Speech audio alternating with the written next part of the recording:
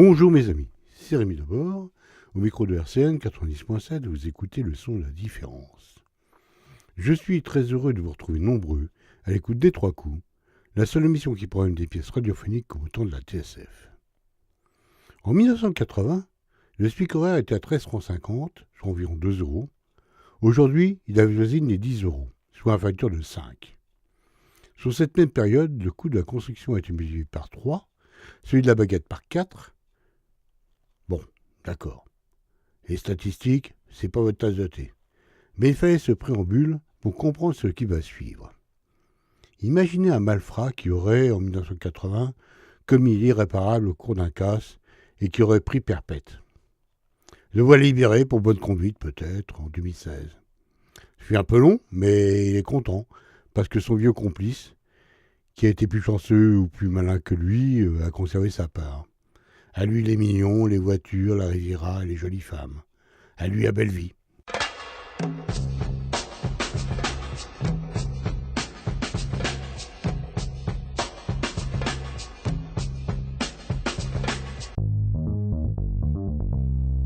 Bah dis donc, elle est pas facile à trouver ta crèche. Fallait me téléphoner. Je t'aurais envoyé mon chauffeur. Oh, tu charries Charlot. Je t'ai téléphoné mais il y avait une nana qui me disait sans arrêt que le numéro était pas attribué. En plus, il y a même plus de bottins dans les cabines. Paraît que maintenant, il faut un ordinateur. T'as surtout eu du bol de trouver une cabine. Oh, c'est vrai que ça a bien changé depuis le temps. Bref, j'ai fini par trouver un loufia sympa qui m'a rencardé. En plus, il a eu du mal. Pas plus de Charlot main courte dans le coin que de beurre en broche. Ce n'est plus Charlot main courte. C'est Charles Hubert de main courte. J'en avais ras la coiffe qu'on m'appelle Paluchette. Oh, heureusement que mon loufia s'est gaffé de l'embrouille, hein. Sinon, je serais encore chez Fanny. C'est qui cette Fanny? Je suppose que c'est la patronne. En tout cas, c'est le blast qui était marqué sur la lourde. Quelle porte? Quelle porte? Qu'est-ce qui te prend? La lourde du rade, à côté de la tôle. J'étais à Pince. Fallait bien que j'aille quelque part pour trouver un baignou. Non mais t'es brinzingue, toi. Chercher mon nom dans l'annuaire de bistrot en face de la prison? T'as fait gaffe qu'il n'y avait pas de maton au moins. Dis, t'es pas louf? Tu me vois me déboutonner dans un rad chargé?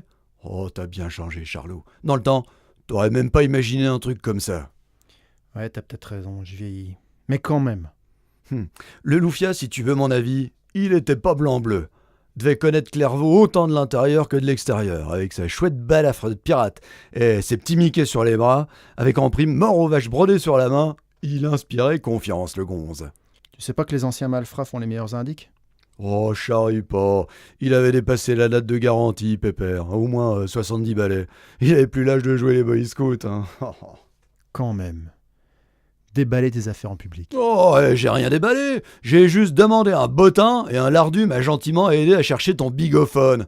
Y a pas offense. Ok, man. J'espère juste que ton loufia était réglo. Du non, mec, de toute façon.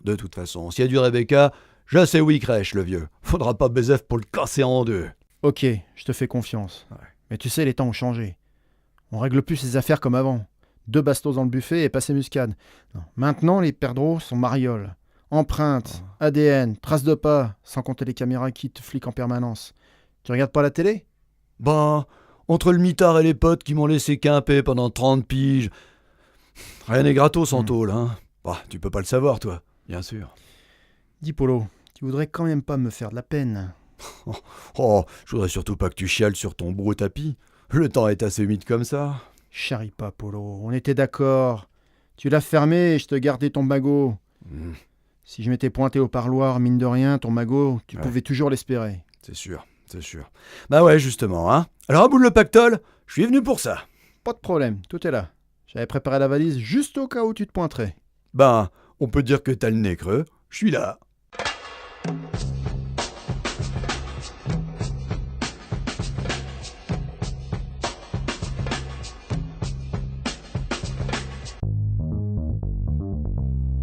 Voilà ta valoche. Tout est dedans.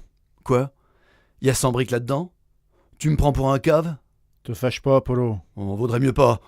J'ai pas fait 30 piges de placard juste pour un pourliche. Je t'explique. Vas-y. Et surtout pas de salade. Je voudrais pas saloper ton Shiraz avec ton résiné.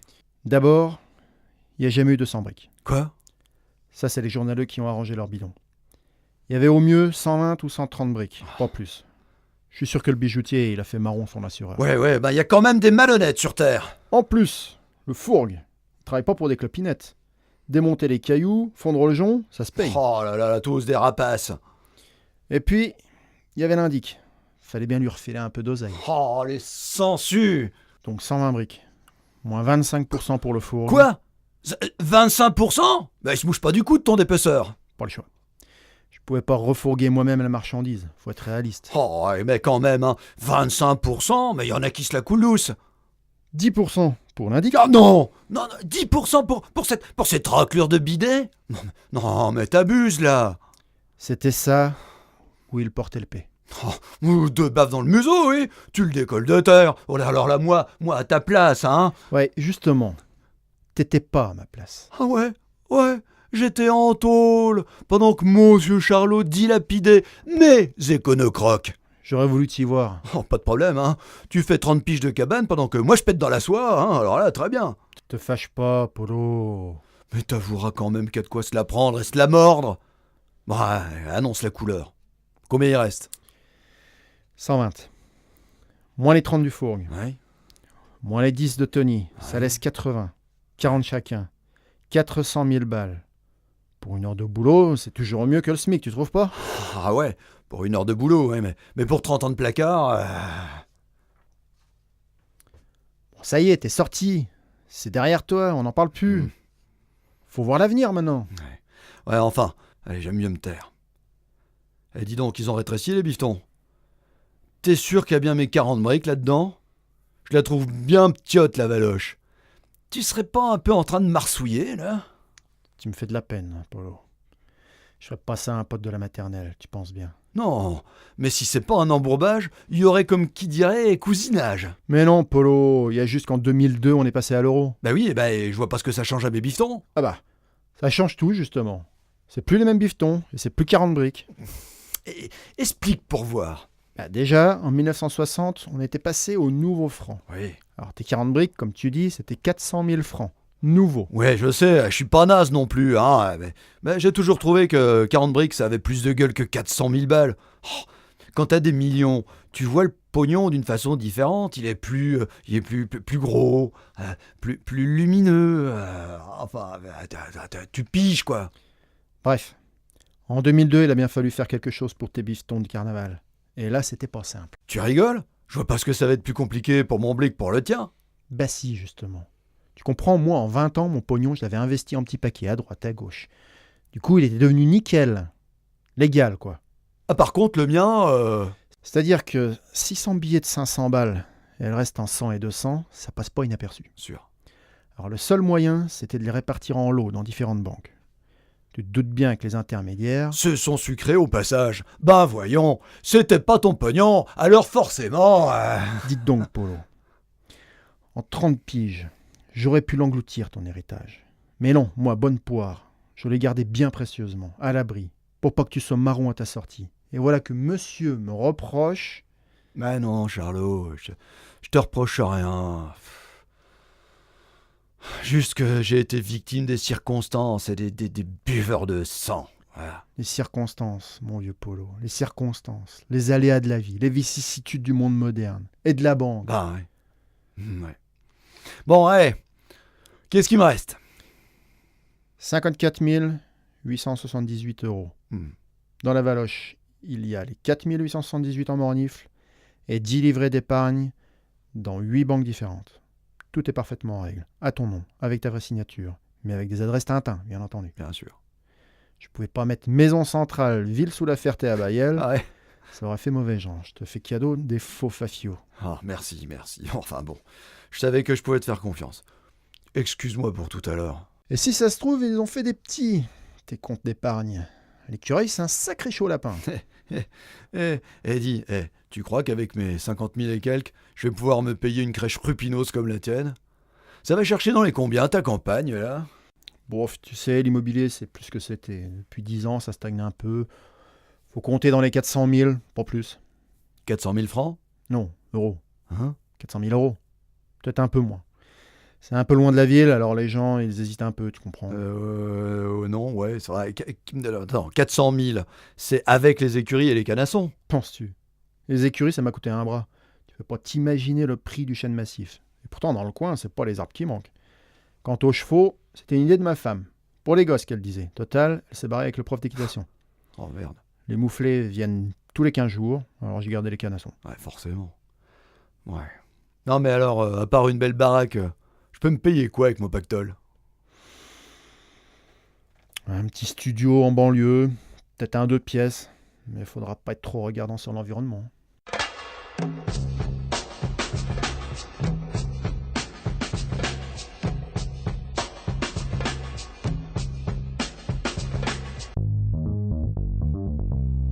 Mais je comprends pas. Comment t'as réussi avec tes 40 briques à te payer la crèche, l'écurie, les égayes, la bagnole et tout le reste? J'ai investi. J'ai fait fructifier mon capital. Pourquoi t'as pas investi mon blé en même temps? Au lieu de le donner à bouffer à l'écureuil? J'ai pas osé. Tu comprends, la bourse, c'est pas une science exacte. On peut gagner, mais on peut aussi tout perdre. Et je voulais surtout pas paumer ton fric. T'aurais tiré une drôle de tronche si la valoche était vide. Tu crois pas? Oh, c'est sûr, c'est sûr. Mais quand t'as vu que ça riait, t'aurais pu penser aux aminches. Ouais, mais j'ai eu des scrupules. Utiliser ton pognon, ça aurait été un peu comme te l'étouffer, tu comprends? Je me suis même demandé si... Demandez quoi? Tu comprends, Polo. Si j'avais pris ton pognon pour mes affaires, quelque part, ça aurait été mon pognon. Et puis, je suis pas sûr qu'à la fin... Ouais, je vois, t'aurais embourbé mon artiche. Eh ouais, Polo. Les temps ont changé. Les affaires, c'est les affaires. C'est bien connu en affaires. Il n'y a pas Y a de... pas d'amis. Ouais, je comprends. Mais bah, maintenant que je suis revenu, tu pourrais peut-être me refiler quelques tuyaux, histoire que moi aussi je fasse fructifier mon capital. Tu vois, j'apprends vite, j'ai même appris le vocabulaire. C'est pas que je veux pas, Polo, mais c'est un peu compliqué. Et tu sais, je suis pas plus con qu'un autre, hein. Et en plus, quand il s'agit de blé, je suis prêt à tout comprendre, hein, même l'incompréhensible. Bon, d'accord. Au début, je me suis cru mariole et je me suis lancé dans les chevaux. Mais là, je me suis pris un bouillon. Bon. Pourtant, les canassons, c'était ton truc. Ouais, c'est sûr. Mais entre miser un tréteau fumé à l'éther dans la 7e et faire courir ses propres chevaux, il y a un monde. Et là, je me suis fait refaire 2 premières. Donc, j'ai affuré dans un autre secteur. Eh ben, raconte. Il y a un Alsaco qui m'a parlé d'une usine en Allemagne. Dans la Roure? Non, pas ce genre d'usine. Une usine un peu spéciale. Ah, une usine à poudre blanche. Mais non, t'es con ou quoi? Un truc légal? Bah, excuse-moi. Mais alors, on fabrique quoi dans ton usine? Du plaisir. Du plaisir. Ouais, mon pote. Du plaisir. Oh, merde alors! Un clandé! Toi, une épée de la cambriole, le roi du fric-frac instantané, le Mozart du cofio, tu marnes dans le pain de fesses. Pas du tout. Je suis pas devenu Jules au casse-croûte. Qu'est-ce que tu vas chercher? Non, tu me rassures, mais quand même, toi, patron d'un clandé? Bah, excuse-moi, il y a presque outrage. Mais non, légal, je t'ai dit. Un Eros Center, qu'ils appellent ça. Un Eros Center. Un immeuble de 6 étages, en plein centre-ville, avec 5 pioles par étage et 30 moussemets qui tortillent du derrière en attendant le client. Oh, ça doit être beau comme un matin de Noël. Tu me feras visiter? Non, j'ai laissé quimper. Oh. Trop de contraintes. Tu connais les Boches, trop ça. d'administration, trop de règlements, trop de paperasse, Oh. hygiène, sécurité. Les Alsacos, ils comprennent ça. Ils sont un peu du même pays, mais nous... Ah, trop cartésien. Quand il y a une difficulté, tout de suite on trouve une solution. On contourne. Voilà, t'as tout compris. Et du coup? J'ai galéré un bout de temps, et puis j'ai vu une émission à la télé. J'aurais tant aimé avoir la télé. Peut-être que ça m'aurait donné des idées à moi aussi, tiens. Tu vas pas recommencer. Ah, je t'écoute. Ça disait qu'au Nevada, Au Nevada. la prostitution, c'est tout ce qu'il y a de légal. Et que ça marche du tonnerre en plus. T'es allé aux States? Oh, ça n'a pas été facile. Les ricains, ils aiment pas trop que des étrangers viennent piétiner leur plate-bande. Mais j'avais un peu affuré avec les Yankees pendant les grandes heures. Et j'avais un pote de Dallas qui me devait un retour d'ascenseur. Coup de bol, quoi. Comme tu dis, il m'a aidé à trouver un petit ranch pas trop loin de Reno. Pour pouvoir driver la crèche, il me fallait la carte verte. Coup de peau. Il avait un juge et un proc dans la fouille. Ça a bien rangé mes bidons. J'ai mis une potasse de Miami à la gérance et roulé jeunesse. Oh. Et pourquoi tu restes pas dans ton petit nid d'amour? Bof, les États, c'est bien pour prendre du carbure, mais pour y laisser ses os, rien ne vaut la France. Je fais un tour de temps en temps, histoire que le petit personnel ne se mette pas à rêver. T'es devenu un genre de multinationale, quoi. Tu sais, c'est un peu comme au casino. Tant que ça marche, faut jouer. Je suis sur le point d'ouvrir un 2e établissement du côté de Vegas. Vegas? Faut juste que je trouve un gérant. Cherche plus, Charlot. T'as trouvé. Je te file ce qui reste des 40 briques, on devient associé. Je spique un peu l'anglish, et puis driver des gonzesses, te fais pas de bile. Ferme, mais juste. Tout dans le velours. Moi, tu me connais, quoi. Ce serait une idée, Polo, sauf qu'il y a un os. Quoi? Tu ferais pas confiance à un pote de la maternelle? Tu me déçois, Charlot. Non, pas du tout. Je dirais même que je serais ravi. Alors? C'est juste que pour gérer un claque aux States, Bah quoi? faut un casier vierge. C'était Inflation, une pièce radiophonique de Rémi Debord, avec par ordre d'entrée en ondes, Polo, Francis Jardin, Charles Hubert, Tristan Manjou. Le scénario, les dialogues et musique additionnelle étaient de votre serviteur, bruitage, mixage et mise en boîte rdb-com. C'est une coproduction RCN et Neria Édition. Et voilà, c'est fini pour aujourd'hui. Vous pourrez retourner au boulot, ou rallumer la télé, ou continuer à écouter Radio Caraïbe, le son de la différence. D'ici quelques jours, vous pouvez retrouver cette émission en podcast sur le site de notre radio, www.rcn-radio.org, ou sur Neria, www.neria.com. Je vous souhaite une bonne fin d'après-midi, et je vous donne rendez-vous pour le mois prochain, même jour, même heure, pour une nouvelle édition des 3 coups. Au revoir.